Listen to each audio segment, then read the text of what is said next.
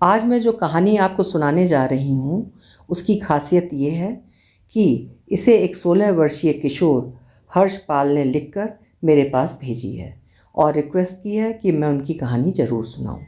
कहानी को सरसरी तौर पे मैंने पढ़ा और मुझे महसूस हुआ कि कहानी में तकनीकी कमियां हैं, परंतु क्योंकि यह एक 16 वर्षीय बच्चे की लिखी कहानी है तो ये एक स्वाभाविक बात है, अतः इस ओर ध्यान देने की आवश्यकता नहीं है। महत्व इस बात का है कि उनका प्रयास बहुत ही प्रशंसनीय है। उनके उत्साहवर्धन के लिए मैंने कहानी आप लोगों को सुनाना बहुत ज़रूरी समझा। हो सकता है आगे चलकर हिंदी साहित्य में वो नाम कमाएं। हमारी शुभकामनाएं उनके साथ हैं। प्रस्तुत है कहानी अंतिम भेंट, मेरी जुबानी। मैं हूँ सीमा सिंह। रवि मेरा नाम है और मैं भारतीय सेना के 4थे रेजिमेंट का सिपाही था। यहाँ पर मैं पाठकगण को ये स्पष्ट करना चाहता हूँ कि मेरे था कहने का पर्याय ये कतई नहीं है कि मुझे नौकरी से निकाल दिया गया अथवा मैंने रिटायरमेंट ले लिया या इस्तीफ़ा दे दिया। अभी मेरी उम्र 21 वर्ष की है अथवा थी कहने का मेरा तात्पर्य यही है कि अब मैं जीवित नहीं। सवेरे ही रेजिमेंट ने मुझे तिरंगे में लपेटकर मेरे परिवार को सौंप दिया। तब से मेरे परिवार में शोक के बादल छाए हैं। मेरी माताजी का रो रो कर बुरा हाल है। मेरी पत्नी प्रेमा अचेत सी अवस्था में भूमि पर पड़ी है। हमारे विवाह को अभी 1 महीना भी पूरा ना हुआ था। 1 माह पहले शादी के दिन ही मैंने अपनी पत्नी से विदा ली थी और आज 1 महीने बाद इस घर में प्रवेश किया, स्वयं नहीं बल्कि 4 साथियों के कंधों पर। उस समय मैं चल सकता था, बोल सकता था, प्रेमा को अपने प्रेम से अनुभावित कर सकता था, परंतु अब इस समय इस अवस्था में मैं ये सब करना तो चाहता हूँ परंतु कर नहीं सकता, क्योंकि अब मेरा शरीर संचालित नहीं, गतिमान नहीं, कांतिमान नहीं। अब तो मेरा शरीर सूखे हुए लक्कड़ की भांति शिथिल हो जमीन पर पड़ा है। सारी कांति, सारी शोभा, सारी सुंदरता क्षण भर में न जाने कहाँ विलुप्त हो गई। अब तो मैं प्राणहीन होकर सूख कर लक्कड़ हुआ जाता हूँ। शरीर पीला पड़ चुका है। मरने के उपरांत मेरे सुंदर और सजीव शरीर की ये दशा होगी, मैं जीवित रहते ऐसा कभी नहीं सोच पाया था। मैं ही क्या, कोई भी मनुष्य अपनी मृत्यु के उपरांत होने वाले ऐसे शारीरिक बदलाव की कल्पना नहीं कर सकता। हम जीवन भर अपनी सुंदर काया पर घमंड करते रहते हैं। मरण उपरांत वही काया मिट्टी में मिल जाती है। पाठकगण का समय मूल्यवान है और मैं इसे नष्ट नहीं करना चाहता। इसलिए अब मैं वो बात कहना चाहता हूँ जो मेरे जीवन के लिए महत्वपूर्ण है, जहाँ से मेरे जीवन की शुरुआत हुई।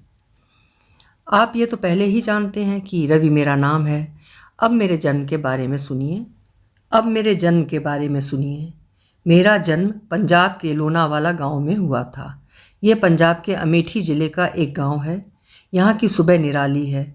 सुबह का वो दृश्य अभी भी मेरी आंखों के सामने आता है, जब सुबह की चाय, वो सुबह की मोर की आवाज़ें, वो चिड़ियों का चहचहाना, वो जी को ठंडा कर देने वाली बयार, सब कुछ प्रत्यक्ष जान पड़ता है। मेरे पिताजी का नाम रामकिशन था। वो कायस्थ ब्राह्मण थे। मेरी माताजी का नाम कमला था। वो एक साधारण सी स्त्री थी, परंतु पूजा पाठ, धर्म, संस्कृति आदि में उनकी विशेष रुचि थी। वो घंटों भगवान की मूर्ति के सामने बैठी रहती थी। मेरी माता की एक और विशेषता थी, द्वार पर आए भिक्षुक को कभी खाली न भेजती थी। ये थी मेरी माता की बात। अब मेरी बहन के बारे में सुनिए। दुलारी मेरे से 3 वर्ष छोटी थी। जब मैं 11 का था तो वो 8 की थी। जब मैं 16 का हुआ तो वो 13 की सुंदर युवती हो गई। अब मेरी आयु रुक चुकी है, परंतु वो अब 18 की हो गई है और उसकी उम्र अभी भी क्रमबद्ध रूप से चल रही है। वो हमारे घर में सबसे छोटी थी। उसकी नटखट शरारतें आज भी मेरे जहन में घूमती रहती हैं। उसकी शरारतों का एक किस्सा अभी भी मुझे याद है। गर्मी का मौसम था। उस समय मेरी उम्र लगभग 10 वर्ष की होगी। दुलारी की उम्र 7 वर्ष की थी। जी को लुभाने वाली ठंडी ठंडी बयार चल रही थी। मैं चारपाई बिछा आंगन में लेट रहा था। कुछ देर में माँ निद्रा ने मुझे अपनी गोद में सुला दिया। जब मेरी निद्रा टूटी तो मैंने देखा दुलारी मेरी तरफ देख देख कर खिलखिला कर हंस रही थी। मैंने चारपाई से उठने का प्रयास किया। कुछ ही समय में मुझे ज्ञात हो गया कि दुलारी ने मेरे हाथों पैरों को खाट से बांध मेरे चेहरे पर स्याही से विचित्र आकृति बना दी है। उस समय मुझे बहुत गुस्सा आया, परंतु आज हंसी आती है और दुख इसलिए होता है कि आज वो मेरी लाश को देख देख कर बिलक बिलक कर रो रही है और मैं उसे शांत नहीं कर पा रहा हूँ। ये था मेरे परिवार का परिचय। अब आगे सुनिए मेरी प्रारंभिक शिक्षा गांव लोनावाला में ही हुई। इंटर की शिक्षा पास के शहर में हुई। इसके बाद मेरे नाना जो कि सेना में थे, उन्होंने मुझे भर्ती कराया। उनका नाम प्रकट करना मैं उचित नहीं समझता क्योंकि अब वो इस दुनिया में नहीं रहे। वहाँ मुझे 6 महीने का प्रशिक्षण दिया गया, जैसे दौड़ भाग, बंदूक चलाना, निशाने लगाना, परमाणु हथियारों का ज्ञान, उन्हें चलाना आदि सब कुछ मैंने सीखा। इसके बाद में फिर घर लौट आया क्योंकि पूस के महीने में मैंने नौकरी की हामी भरी थी। अब घर की उस बात को विस्तार से बताता हूँ। संध्या का समय था, सूरज आकाश मंडल में विलुप्त हो चुका था, बस उनके सारथी अरुण की लालिमा दिख पड़ती थी। मैं, दुलारी, माताजी और पिताजी आंगन में चारपाई बिछाए बैठे थे। पिताजी ने मुझसे कहा, क्यों रवि, कब जा रहे हो ड्यूटी पर? मैंने कहा, पिताजी अभी समय है लगभग 3 महीना। 3 महीना इतना लंबा समय? जी पिताजी। पिताजी ने माताजी की तरफ देखा। उन्हें देखकर पिताजी मुस्कुराए। उनकी मुस्कुराहट में एक रहस्य छुपा था। मैं ये तो समझ गया, लेकिन वो रहस्य क्या था ये अभी प्रकट न हुआ था। पिताजी ने मेरी तरफ हंसते हुए कहा, तो रवि बेटा, पढ़ाई पूरी हो गई, नौकरी लग गई, अब शादी के बारे में क्या ख्याल है? मैंने झेंपते हुए कहा, किसकी शादी पिताजी? पिताजी ने हंसते हुए कहा, तुम्हारी बेटा, और किसकी शादी? परंतु पिताजी, मैंने कभी शादी का विचार नहीं किया और ना ही मैं शादी करना चाहता हूँ। मैं उसे अकेला छोड़ने के लिए शादी नहीं कर सकता। और फिर पिताजी, आप तो जानते हैं सैनिक की नौकरी कैसी होती है। हमारे जीवित लौटने या न लौटने का कोई अंदाज़ा नहीं है। आज हम जीवित हैं पर कल शायद जीवित ना रहें। मुझे बीच में रोक कर माताजी ने कहा, ऐसा ना कहो बेटा, तुम्हारे सिवा हमारा कौन है? अगर ऐसा कभी हुआ तो हम तो जीते जी मर जाएंगे। और फिर बेटा, शादी विवाह तो समाज का उसूल है, तुम इसे तोड़ नहीं सकते। अगर तुम शादी नहीं करोगे तो क्या यूं ही जीवन काट दोगे? अकेले तुम्हारे बुढ़ापे में तुम्हें तुम्हारी औलाद की आवश्यकता होगी। तुम्हारी औलाद तुम्हारी सेवा करेगी। इस पर विचार करो बेटा। माताजी, मैं अपने लिए किसी की पूरी ज़िंदगी नरक बनते नहीं देख सकता। मैं इतना ही कह पाया था कि पिताजी ने मुझे डांटते हुए कहा, चुप रहो तुम, 2 अक्षर क्या जान गए हमें सिखाने लगे। तुम्हारा विवाह होगा और ज़रूर होगा, और अगर कुछ इधर उधर करने की कोशिश की तो मुझसे बुरा कोई नहीं होगा। समझ लेना, रामपुर के पंडित दीनदयाल अपनी कन्या के लिए कह रहे थे, सोमवार को आने का वचन दे आया हूँ। बड़ी प्यारी बच्ची है, फूलों सा रंग है, उसका प्रेमा नाम है। सोमवार को तैयार रहना। इतना कहकर पिताजी भीतर चले गए। अब धीरे धीरे दिन बीतने लगे। एक दिन बीता, दूसरा दिन बीता और सोमवार आ गया। पिताजी सुबह से ही तैयार हो इधर उधर घूम रहे थे। वे हम लोगों की प्रतीक्षा कर रहे थे। कुछ समय पश्चात हम बाहर आए। हम पिताजी के साथ रामपुर पहुँचे। पंडित दीनदयाल और पिताजी आपस में घनिष्ठ मित्र थे। वो भी हमारे ही तरह ब्राह्मण थे, परंतु उनका गोत्र हमसे कुछ भिन्न था। उन्होंने भली प्रकार हमारा स्वागत किया। उनके आदर सत्कार में कोई कमी न दिख पड़ती थी। यहाँ पर मैं ये बात भी स्पष्ट करना चाहता हूँ कि मेरे पिताजी ने मुझे पहले ही समझा दिया था कि वहाँ कोई बखेड़ा नहीं खड़ा कर देना। मैं चुपचाप नज़रें नीचे किए बैठा था। पंडित दीनदयाल ने मेरी ओर देखकर मुस्कुराते हुए कहा, पंडित जी, लड़का बड़ा सीधा है आपका। पिताजी बोले, बनते, अब लड़का हमारा कहाँ, अब तो लड़का तुम्हारा हुआ और लड़की हमारी हुई। इतना कहकर पिताजी हंसने लगे। पंडित जी के मुख पर भी मुस्कान की लहर दौड़ गई। माताजी ने कहा, भाई साहब, ज़रा लड़की को बुला दीजिए। पंडित जी ने आवाज़ लगाई, प्रेमा बेटी, ज़रा बाहर तो आना। वो बाहर आई। उसका वो अनुपम सौंदर्य देखकर मैं दंग रह गया। गोरा दूध जैसा रंग, हिरण के समान आँखें, चाल ढाल सब कुछ अनूठा था। उसके बाल लताओं की भांति लहर रहे थे। उसके कानों के कुंडल, पाँव की पाजेब, सब कुछ उसके रूप को और अधिक निखार रहे थे। ऐसा लग रहा था मानो मेनका सड़क छोड़कर धरती पर उतरी है। उसके रूप सौंदर्य को देखकर मैं स्तंभित रह गया। मेरी समाधि तब भंग हुई जब पंडित जी ने मुझे प्रश्न किया, क्या करते हो बेटा? जी, सेना में भर्ती हुआ हूँ, 3 महीने बाद ज्वाइनिंग है। मेरी माता ने प्रश्न किया, बेटी तुम कहाँ तक पढ़ी हो? माता जी, मैं डॉक्टरी की पढ़ाई कर रही हूँ। इसके बाद माता जी ने और न जाने कितने प्रश्न किए और वो भी उन सब प्रश्नों का सहजता से उत्तर देती रही। मैं तो बस वहाँ बैठा उस देवी की सूरत को निहार रहा था। मेरी समाधि तब भंग हुई जब पिताजी ने मुझसे कहा, अब हमें घर चलना चाहिए। इसके बाद हम सब घर आ गए। घर आकर पिताजी ने मुझसे कहा, कहो अब जनाब की क्या राय है। मैं मुस्कुराकर वहाँ से चला गया। कुछ समय पश्चात दुलारी द्वारा मुझे पता चला कि अगले महीने की 27 तारीख को मेरा विवाह है। मैं फूला नहीं समाया।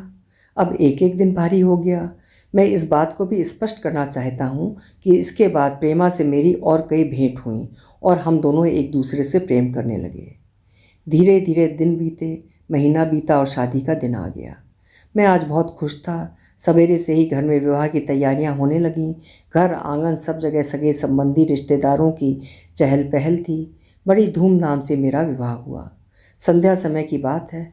मैं विवाह कार्य से निवृत्त होकर चारपाई पर बैठा अपने दोनों की मंगल कामना कर रहा था कि मेरे फ़ोन की घंटी बजी। मैंने फ़ोन उठाया। उधर से आवाज़ आई, hello, major Vikram Singh speaking. मैंने कहा, जी कहिए। क्या तुम रविराज सिंह बोल रहे हो? जी सर, मैं ही रविराज सिंह हूँ। रविराज सिंह, तुम्हें आज से ड्यूटी ज्वाइन करनी है, मेजर साहब ने आदेश दिया। मगर मेजर साहब, मेरी ज्वाइनिंग तो। मैं इतना ही कह पाया था कि मेजर ने कहा, मैं जानता हूँ तुम क्या कहना चाहते हो। ये समय इन बातों का नहीं है। हमें सेना की आवश्यकता है। कश्मीरी बॉर्डर पर हमला हो चुका है। शत्रु हम पर भारी हो रहे हैं। आज शाम एक ट्रेन पंजाब से कश्मीर की तरफ आएगी। उसमें कुछ सैनिक होंगे। तुम भी उनके साथ कश्मीरी बॉर्डर पर आ जाना। इतना कहकर मेजर साहब ने फ़ोन काट दिया। मैं सोचने लगा कि इस खबर को सुनकर प्रेमा की क्या हालत होगी। आज ही हमारा विवाह हुआ है और आज ही मैं उसे छोड़े जाता हूँ। मैं ये सब सोच रहा था कि पिताजी आ गए। मैंने सारी बात पिताजी को बताई। पिताजी ने पूछा, फिर कब आना होगा? पता नहीं कब आना हो, मैंने उत्तर दिया। पिताजी बोले, मैं तुम्हारी माँ का ख्याल रखूँगा और उसे समझा दूँगा, परंतु उस बेचारी को कौन समझाएगा? आज ही तुम्हारा विवाह हुआ और आज ही तुम जा रहे हो। मैंने कहा, पिताजी जाना तो होगा। उसके बाद पिताजी कुछ नहीं बोले और वहाँ से चले गए। मैं भी उठकर साहस करके प्रेमा के पास पहुँचा। मैंने डरते डरते प्रेमा को सारी बात बताई, परंतु ये देखकर मुझे कौतूहल हुआ कि प्रेमा के भाव में कोई परिवर्तन नहीं हुआ। उसने विनयपूर्वक कहा, तो संध्या में ही जाओगे? मैंने कहा, हाँ। मेरे इतना कहते वो उठी और उसने मेरे जाने की तैयारी की। मैं अब भी अवाक सा उसे ताक रहा था। कुछ समय बाद मैं घर से विदा होने लगा। मुझे द्वार तक सब लोग छोड़ने आए, परंतु प्रेमा नहीं आई। मैं प्रेमा से मिलने कमरे में गया तो देखा प्रेमा पलंग पर लेटी रो रही है। मैंने उससे कहा, प्रेमा ये आंसू क्यों? प्रेमा ने रोते हुए मुझसे प्रश्न किया, फिर कब भेंट होगी? ईश्वर ने चाहा तो जल्दी ही भेंट होगी, मैंने कहा। इसके आगे मैं कुछ बोल नहीं सका। मेरी आंखें भी नम हो गईं। इसके बाद प्रेमा मुझे छोड़ने द्वार तक आई और मैंने घर से विदा ली। ट्रेन पंजाब से चली और लगभग रात के 3 बजे कश्मीर पहुंची। वहां मुझे मेरे 2 मित्र मिले। एक का नाम निहाल सिंह और दूसरे का नाम दयाल सिंह था। वे बचपन के मित्र थे। उनके साथ ही मैं स्टेशन से कश्मीरी बॉर्डर पर गया। वहाँ का दृश्य आप समझ ही सकते हैं। इसके बाद हम मेजर से मिले। उन्होंने हमसे कहा, देखो हमारे पास सेना की कमी है, इसलिए तुम्हें होशियारी से काम लेना होगा।